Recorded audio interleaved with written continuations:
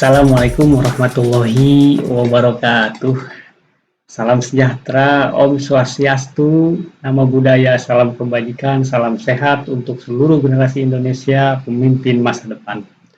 Alhamdulillahirabbil alamin. Pada kesempatan kali ini kita akan berbagi tentang suatu inovasi lembaga publik atau bisa kita kenal adalah lembaga pemerintahan. Tapi apa itu inovasinya dan lembaga mana yang akan kita bahas hari ini? Sebelum itu, saya akan memperkenalkan dulu tamu-tamu istimewa kita hari ini, karena hari ini atau kesempatan kali ini saya ditemani oleh dua sahabat seperjuangan di Magister Administrasi Publik Universitas Sultan Ageng Tirtayasa.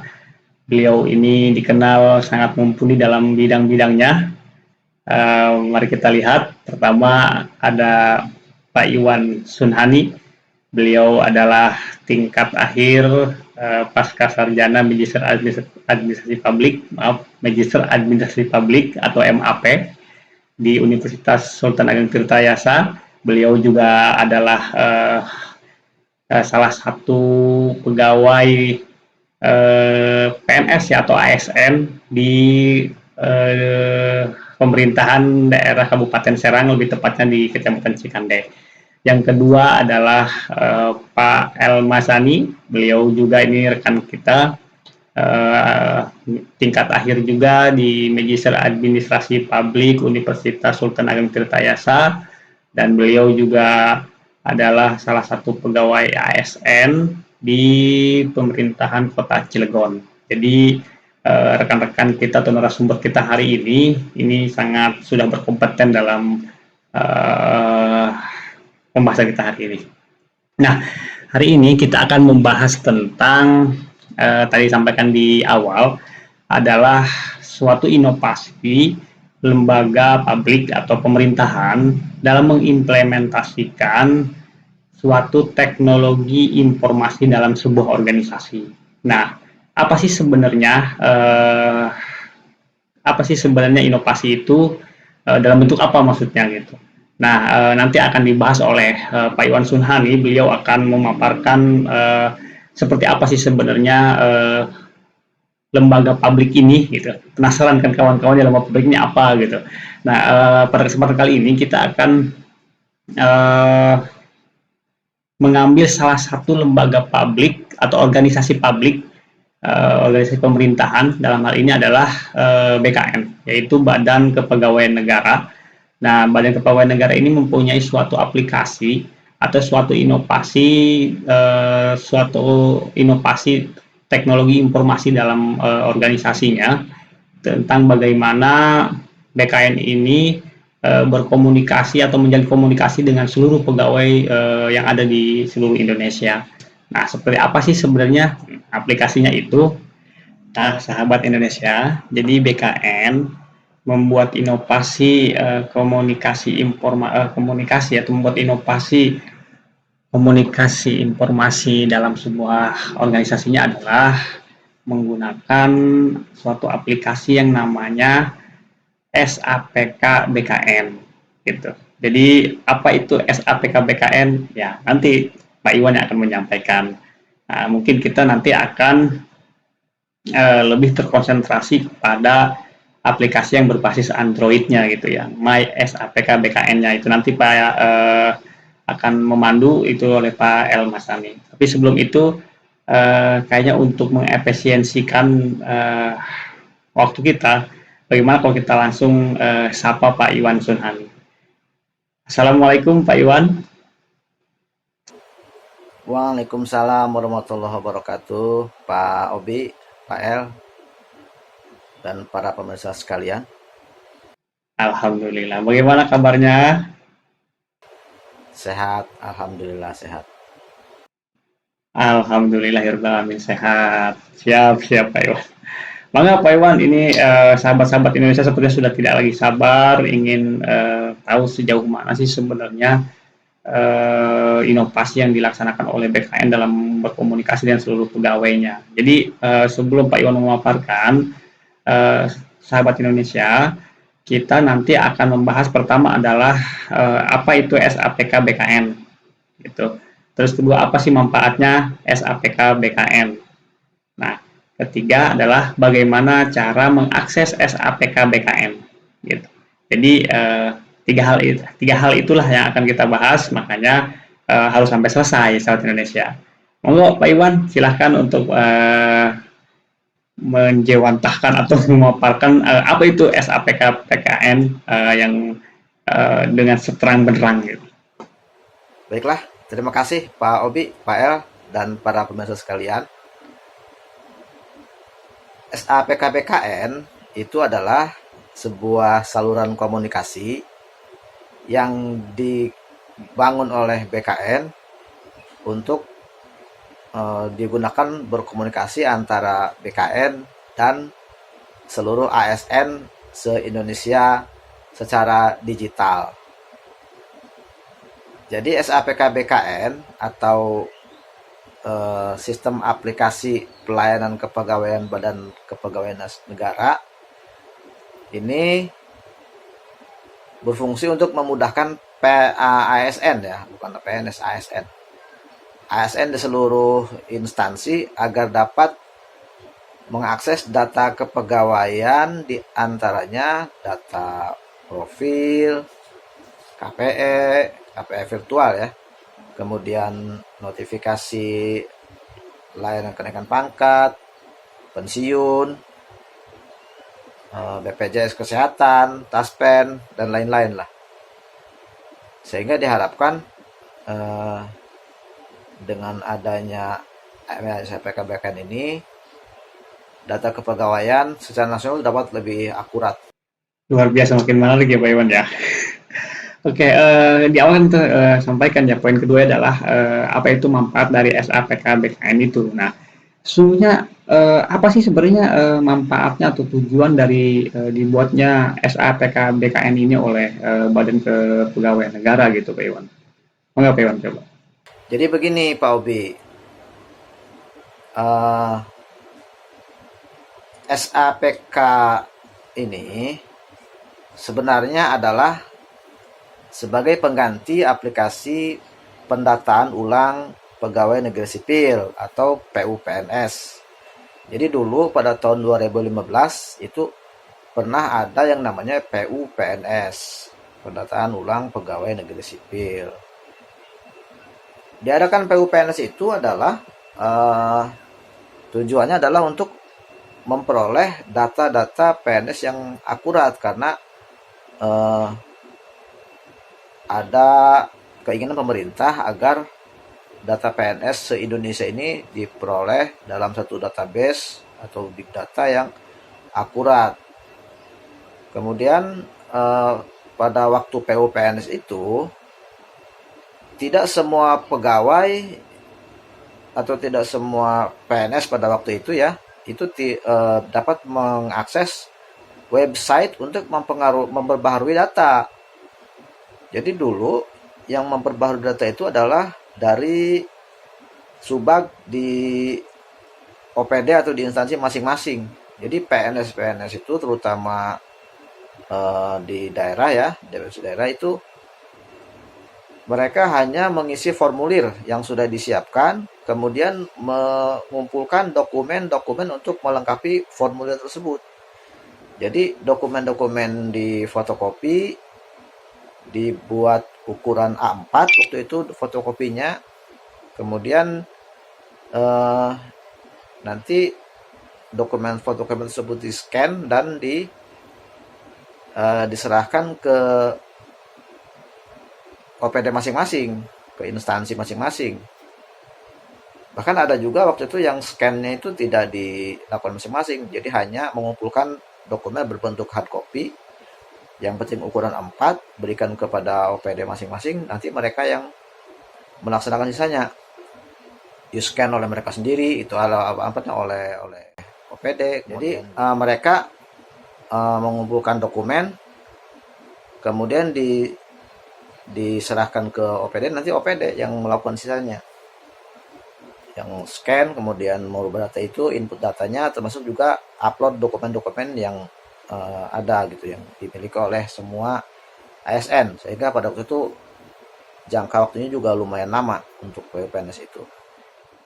Oke, luar biasa panjang juga kalau begitu Pak Iwan prosesnya ya.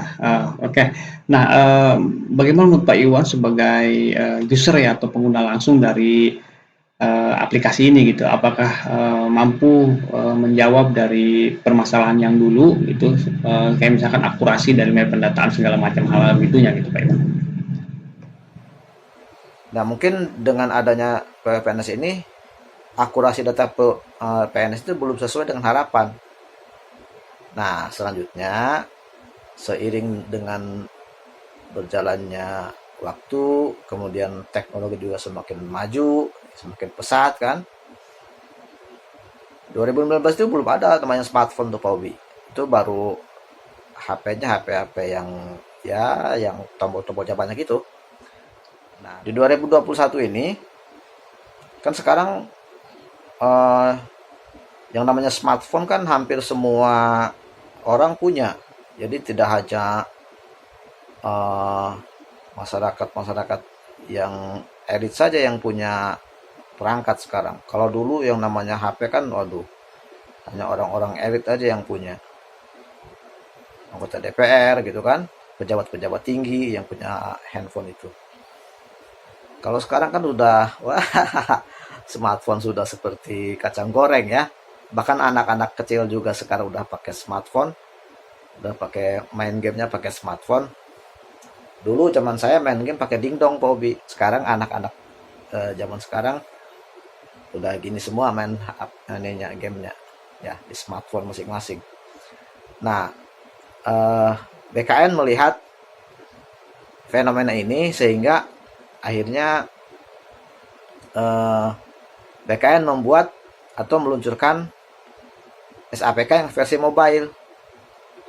Nah, SAPK versi mobile inilah yang dikasih nama itu My SAPK gitu. Jadi My itu kan ada di milik saya gitu kan, dipegang oleh saya kan jadi My SAPK. Jadi semuanya sekarang ada di tangan nih informasinya. Nggak usah cari laptop, nggak usah buka laptop, nggak usah buka apa ke warnet. Kalau dulu kan ke warnet ya, kalau mau lihat-lihat informasi di website itu. Nah, sekarang udah di tangan nih, udah ada My-nya nih, My SAPK. Jadi My SAPK ini aplikasi berbasis teknologi seluler, tapi terintegrasi dan terhubung secara daring dengan database ASN untuk informasi ASN. Seperti itu Pak Obi. Oke, luar biasa ya Pak Iwan. Berarti BKN sekarang ini sudah membuka atau menggunakan pola komunikasi eh, ke digital gitu ya dengan seluruh kepegawaian. Nah, kira-kira ada tidak punishment bagi pegawai ASN yang tidak menggunakan administrasi aplikasi ini? E-governance ini. Jadi semuanya serba e-governance. Jadi termasuk pengurusan administrasi kepegawaian di MSPK ini semua serba paperless. Jadi diharapkan, bukan diharapkan ya, direncanakan kalau ada pegawai yang tidak melengkapi datanya di ASN di MySPK BKN ini, mereka tidak akan mendapatkan pelayanan dari BKN. Ada ancamannya tidak bisa pensiun. kalau kalau sampai tenggat waktu yang ditentukan di PDMSN ini mereka tetap tidak mengisi, tidak melengkapi gitu, itu ada ancaman tidak bisa pensiun untuk para ASN atau PNS lah khususnya kalau pensiun ya. Kalau ASN kalau PDA kan tidak ada pensiun. Jadi itu Pak Obi dan Pak El juga pemirsa sekalian. Jadi sekarang semuanya serba dan ya kalau tulisnya ya bahasa karena dibaca Inggris jadi Jadi serba E, serba I, serba elektrik atau elektronik, elektrik ya. Di masuk jalan tol, e-tol gitu kan. Pemerintahan, e-gov, e-government, e-governance. Dan saya adalah S1 atau Iwan. Terima kasih. Assalamualaikum warahmatullahi wabarakatuh. Iya, luar biasa sekali. Jadi elektronik 1E1 gitu. Jadinya Iwan gitu kan. Oke, makasih Pak Iwan sudah memaparkan tadi sebuah inovasi dari BKN tentang pengadministrasian kepegawaian di seluruh jajaran ASN di seluruh Indonesia. Nah, kayaknya untuk mempersingkat waktu kita akan segera meningkat ke pembahasan selanjutnya ya, karena ini tidak kalah penting ini Pak L ini.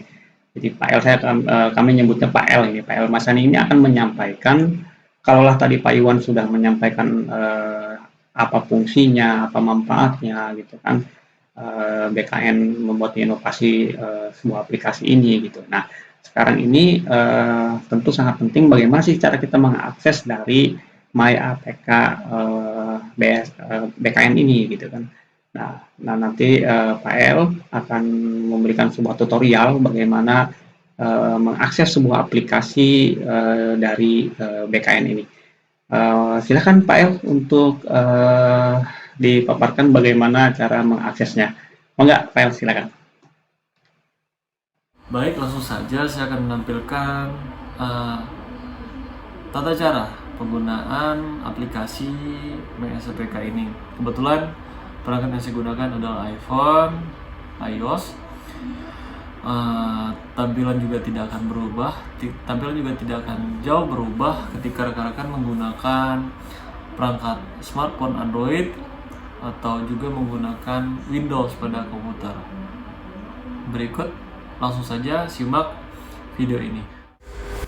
Ini adalah tampilan awal ketika kita mengetik myAPK.bkn.go.id. Kita akan diminta mengisi password dan NIP. Namun ketika rekan-rekan lupa password atau NIP, kita bisa minta lupa password. Nah, kita bisa mengisi NIP dan email pembaruan. Nanti akan dikirimkan tata cara perbaikan password. Kita login lagi. Baik. Nah, ini adalah tampilan awal dari halaman MyAPK yang dimiliki oleh masing-masing ASN. Ketika rekan-rekan sudah melengkapi, ini akan berwarna biru. Kebetulan saya sudah melengkapi, maka tampilan akan seperti ini. Dan dalam tampilan ini, apakah kita sudah melengkapi data yang diminta? Kita diperlihatkan berita-berita nasional terkait dengan kepegawaian. Kita kembali lagi. Nah, ketika rekan-rekan masih belum mengisi, rekan-rekan bisa klik lengkapi data mandiri. Teman-teman akan dialihkan pada tampilan lengkapi data secara mandiri. Di sini ada item-item yang harus rekan-rekan lengkapi. Ketika ini belum lengkapi, notif yang berwarna hijau akan berwarna merah. Kita akan coba pada riwayat ubah profil. Nah, di sini kita diminta untuk mengisi foto, nama, NIP, satuan kerja, dan kontak pribadi. Kita mengisi alamat domisili. Nah, ketika kita tidak bisa mengisi nomor telepon, kita bisa mengisi 0 pada kolom yang diminta. Selanjutnya ada nomor handphone, email dinas pribadi, email pribadi bisa dikosongkan. Dan pada data pendukung kita diminta mengisi nomor induk KTP, nomor KK, dan mengisi keterangan agama rekan-rekan. Dan diminta alamat lokasi kerja, nomor akta kelahiran, nomor NPWP, tanggal NPWP, nomor BPJS Kesehatan, nomor KARIS dan KARSU. Satu lagi, karena saya belum menerima nomor KARIS dan KARSU, kita bisa klik 0. Nomor taspen, tanggal taspen, nomor tapra, KPPN, kantor pembayaran gaji.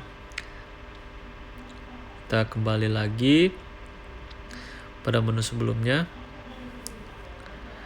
Nah, di sini ada permintaan untuk mengisi riwayat pangkat dan golongan, riwayat pendidikan, riwayat jabatan, riwayat peninjauan masa kerja, dan riwayat CPNS sampai dengan PNS dan sampai dengan saat ini. Selanjutnya ada riwayat diklat atau kursus, di mana ketika rekan-rekan pernah mengikuti diklat atau kursus, rekan-rekan bisa melampirkan bukti dan sertifikat dari hasil diklat dan kursus itu. Selanjutnya ada riwayat keluarga, dan selanjutnya ada riwayat SKP, riwayat penghargaan yang pernah rekan-rekan terima, riwayat organisasi yang pernah rekan-rekan ikuti, dan riwayat CLTN. Nah, itulah tampilan dari MySAPK bkngo.id. Semoga dengan ditampilkannya tampilan dari MySAPK ini memberikan sedikit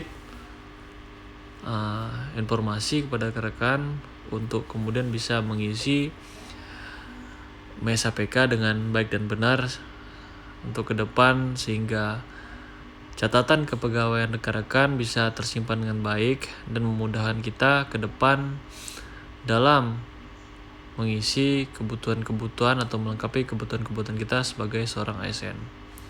Sekian kami ucapkan, terima kasih. Alhamdulillah, terima kasih Pak El sudah memaparkan tentang bagaimana cara mengakses MySAPK BKN. Seperti tadi kata Pak El disampaikan, untuk seluruh rekan-rekan ASN silahkan untuk melengkapi administrasinya, karena ini akan bermanfaat untuk di masa depan gitu kan ya Pak El ya. Oke.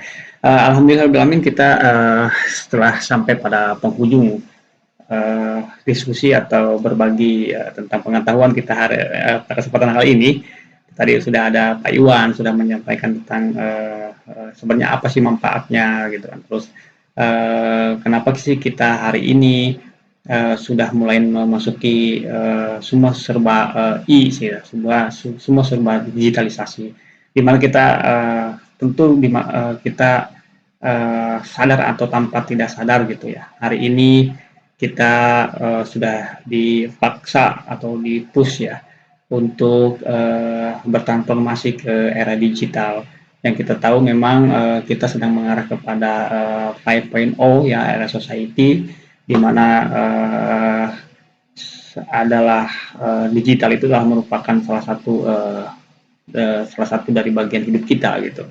Nah itu untuk meresum dari kegiatan kesempatan berbagi pengetahuan hari ini, biarlah rekan-rekan generasi Indonesia yang akan meresumnya, tapi yang pastinya adalah selalulah berbuat sesuatu yang bermanfaat untuk bangsa dan negara ini, karena kita tidak tahu masa depan seperti apa.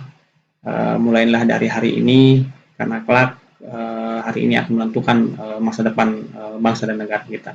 Saya atas nama kawan-kawan Ahmad Koliubi, saya juga mewakili Pak El Masani dan Pak Iwan Sunhani mengucapkan terima kasih dan mohon maaf jika memang ada yang salah dari kami, baik ucapan atau penyebutan-penyebutan, di mana sharing hari ini adalah sharing kesempatan kali ini tidak lain adalah hanya coba bagaimana kita melihat sejauh mana inovasi yang sudah dilaksanakan oleh pemerintahan kita gitu, dan sekalian mudah-mudahan apa yang kita perbuat atau kita buat hari ini bisa bermanfaat untuk rekan-rekan seluruhnya, terutama para generasi Indonesia gitu ya.